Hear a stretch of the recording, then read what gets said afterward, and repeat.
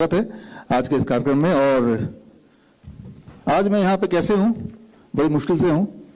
ये मेरे पास जो है दैट इज एंटिसिपेटरी बेल की कॉपी है, राइट। तो ये कार्यक्रम ना हो पाए, इसका सारा बंदोबस्त ऑलरेडी कर दिया था दिल्ली मेडिकल काउंसिल ने कि भाई ये 30 नवंबर वाले दिन से पहले ये इंसान जेल में हो जाना चाहिए, राइट। तो लेकिन कुछ शुभचिंतक हैं हमारे, और हमारे कुछ दोस्त हैं अपने नीलेश ओझा जी, एडवोकेट नीलेश ओझा, या हमारे सोमनाथ भारती जी, राइट। सो खैर उन सब की बदौलत, आप सबकी दुआ से जेल में करने की पूरी कोशिश की, but now I am here with you.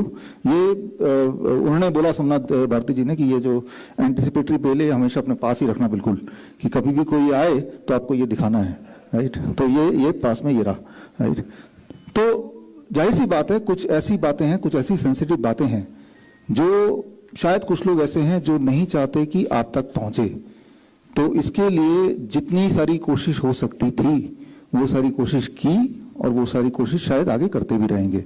लेकिन किस्मत की बात है दैट वी आर हियर। और जब मैं यहाँ पे हुई तो आपसे मैं ये उम्मीद करता हूँ कि आप बहुत ही ध्यान से सारी बातें सुने, क्योंकि it is a matter of life and death. मैं ये बताना चाहूँगा कि सच्चाई की क्या कीमत है वो मैंने देखी है, सच बोलने की क्या कीमत है ये कीमत हमने चुकाई है, और मुझे पता है कि इससे भारी कीमत भी आने वाले दिनों में चुकानी पड़ सकती है, और हम तैयार भी हैं उसके लिए। और थैंक यू। राजीव दीक्षित जी, उनका जन्म आज के दिन हुआ। किसी का कब जन्म होता है ये हमारे कंट्रोल में नहीं होता, लेकिन उनका जो आखिरी सांस उन्होंने आज के दिन ही लिया, 30 नवंबर। ये उनके कंट्रोल में फिर भी था। अगर वो सच्चाई बोलना छोड़ देते तो शायद आज भी जिंदा रहते।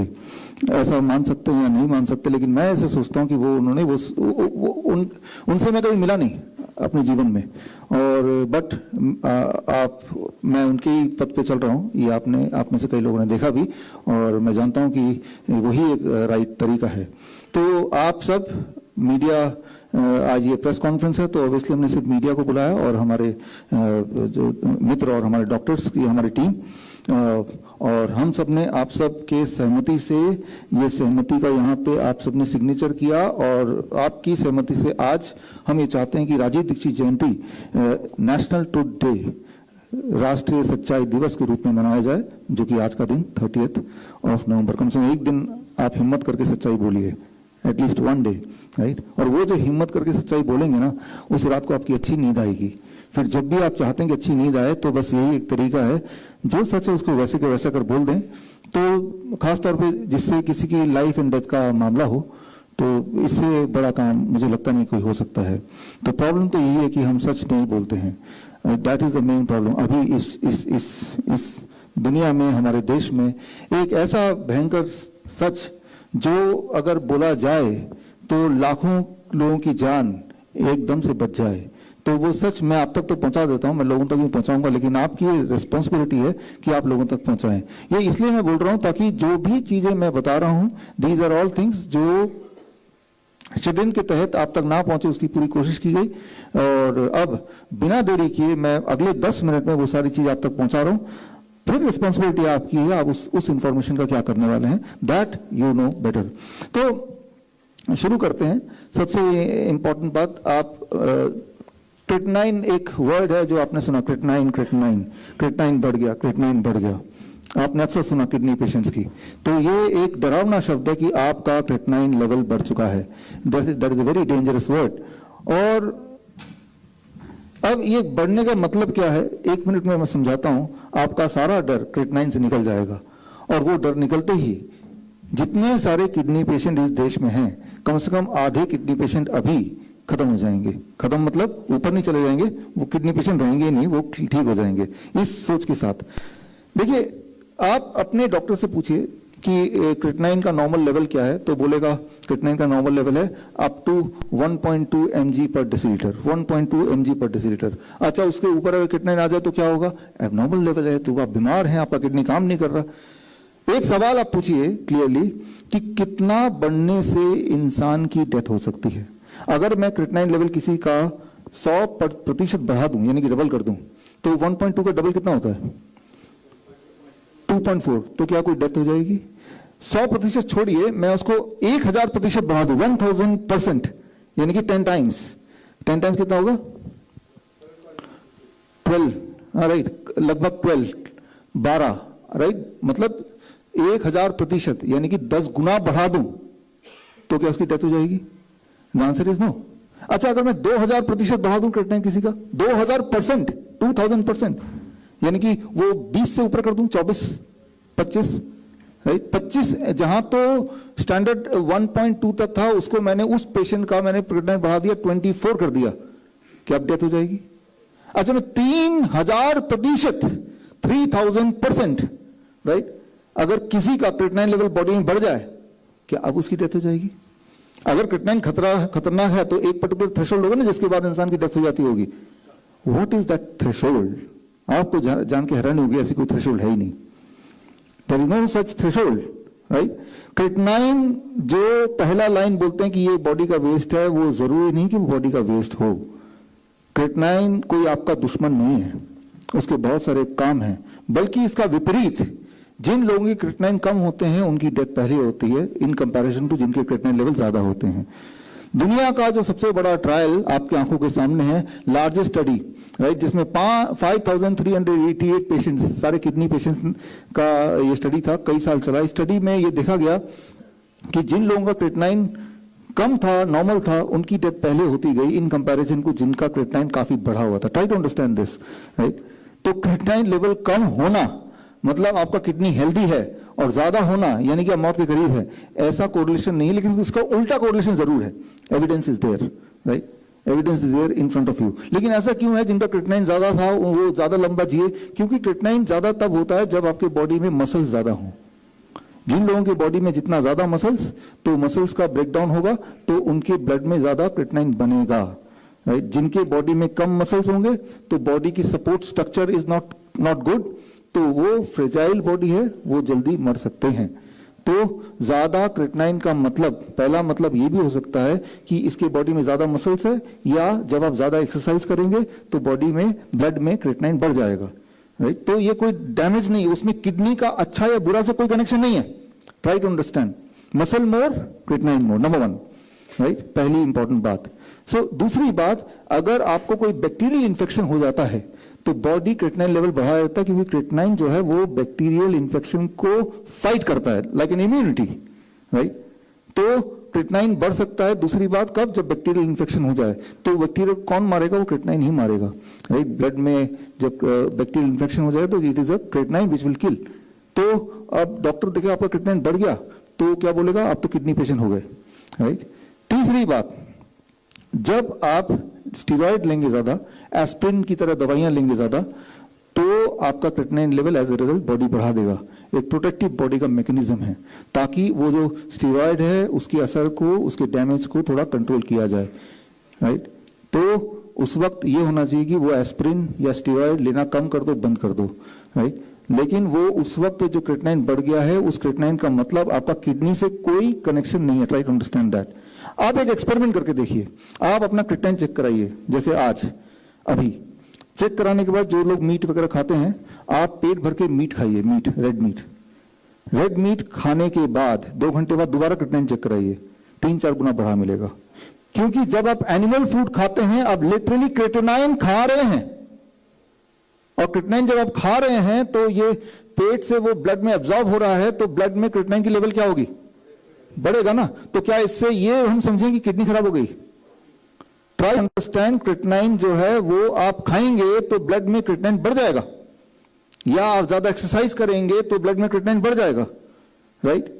तो ये 4 हैं।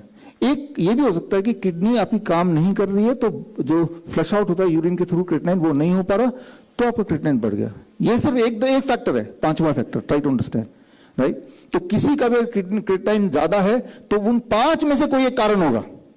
उनमें 4 कारण पॉजिटिव है और 1 कारण जरूर नेगेटिव है।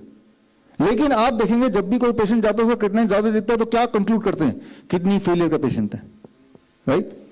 क्लियरली किडनी फेलियर के पेशेंट है। आप में से किसी को अगर मुझे किडनी फेलियर का पेशेंट बनाना, तो मुझे सिर्फ इतना करना पड़ेगा कि आपको पेट भर के मैं रेड मीट खिला दूंगा, कुक्ड मीट, राइट, किसी भी फॉर्म में, तो आपका क्रिएटिनिन 2-3 गुना 4 गुना बढ़ जाएगा, बस। इतना ही करना। आप एक बार एक्सपेरिमेंट करके देखना, जो लोग एनिमल फूड खाते हैं, मैं हमेशा से इसलिए बोलता हूं कि डू नॉट टच और eat animal food. When you eat animal food including dairy product, you are eating creatinine. एक तरफ तो बोल रहे हैं क्रेटिनाइन वेस्ट है, दूसरी तरफ वही चीज खा रहे हैं। ऊपर से जब क्रेटिनाइन बढ़ रहा है तो बोल रहे हैं किडनी की गलती है। सो क्रेटिनाइन बढ़ गया तो ये कंक्लूड कर लो कि आपका किडनी खराब है, राइट। ये डायग्नोस्टिक का जो एक सोच है, ये सोच उतना ही गड़बड़ है। उसका मैं एक एग्जांपल दे रहा हूं आपको समझाने के लिए। मान लो आपको मैं दूरबीन देता हूं और दूरबीन लेके आपको बोलता हूं देखिए दूरबीन से कितने लोग जख्मी हैं, देखिए कितने लोग जख्मी हैं। भाई कैसे देखें? जिनके बॉडी में लाल लाल खून दिखेगा वो लोग ज्यादा जख्मी, कम खून दे कम जख्मी, कोई खून नहीं है लाल, राइट। तो आप देखने लगते हैं कि इनके लाल खून लाल खून लाल खून, राइट। आप देखते हैं अब मेरे जैसा कोई आदमी मिल जाता है, राइट। तो ये क्या दिख रहा है? दूर से दूरबीन से क्या लगेगा? ये खून लगेगा, राइट। हर लाल चीज खून नहीं भी हो सकती है ना, राइट। वो कोई रंग हो सकता है, वो जूस हो सकता है, राइट, वो उसका डिजाइन हो सकता है। तो हर लाल चीज को खून बताना, राइट, ये ठीक ऐसे ही है हर हाई क्रेटिनाइन को किडनी पेशेंट बताना। Try to understand this, right.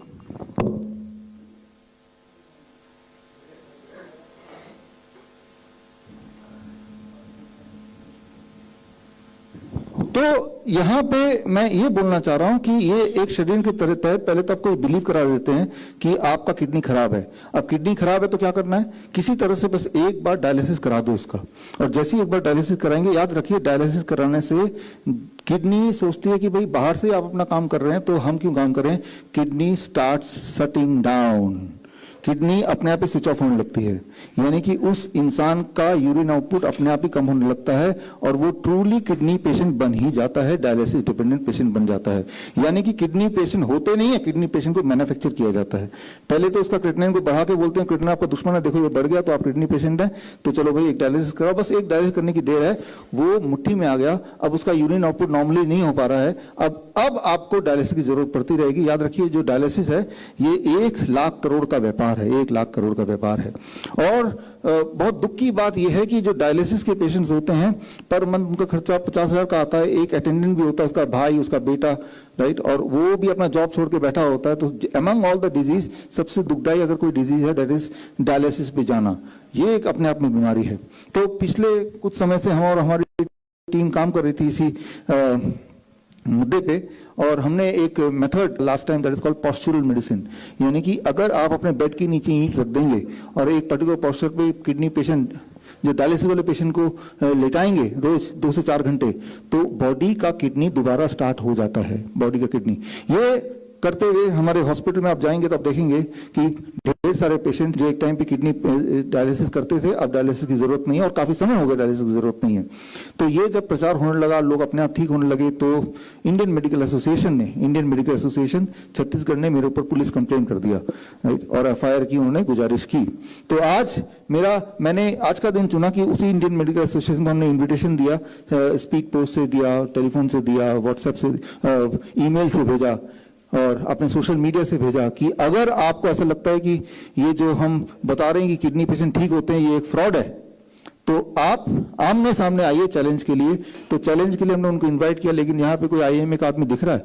मुझे तो नहीं दिख रहा, राइट। तो अगर उनको इतनी फिक्र थी तो, और मैं आपको ओपन चैलेंज दे रहा हूँ आपके इस लाइव के माध्यम से कि आप बोलते हो कि भाई किडनी पेशेंट ठीक नहीं हो सकते, हमने तो ठीक किया और ईंटों से ही ठीक किया। तो मेरा पहला चैलेंज ये है कि आप सबने मिलके, जो इंडियन मेडिकल एसोसिएशन है, पिछले 70 साल में किसी भी एक किडनी पेशेंट को ठीक किया तो बताइए। बदले में मैं आपको 100 पेशेंट दे रहा हूं, और अगर ये 100 थैंक यू, ये 100 पेशेंट आप टेस्टिमोनियल से अगर आप ज्यादा सेटिस्फाइड नहीं है तो मैं इनवाइट करता हूं, आप आइए हमारे हॉस्पिटल में। ये हॉस्पिटल है institute of integrated medical science, Derabassi Chandigarh में हॉस्पिटल है। ये देखिए इनका डायलिसिस हो रहा है, कैन यू सी दैट?